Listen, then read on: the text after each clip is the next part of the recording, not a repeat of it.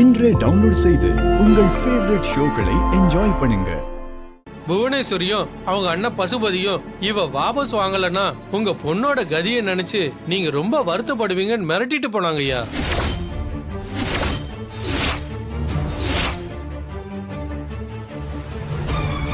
அவ அப்படியா சொன்னா?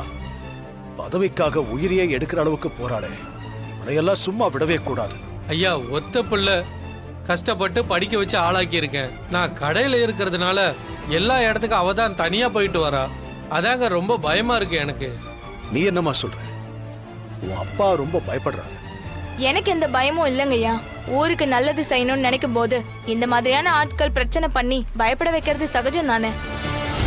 தமிழ், நீ தனியா போனா கூட எங்க பார்வை உன் மேல இருக்குன்னு உன்னை நெருங்கிறதுக்கே பயப்படுவாங்க.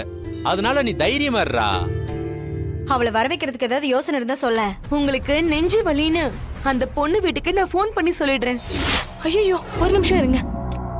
ஹலோ, வாங்க. எதை பத்தியும் கவலைப்படாதீங்க, வந்துடும்.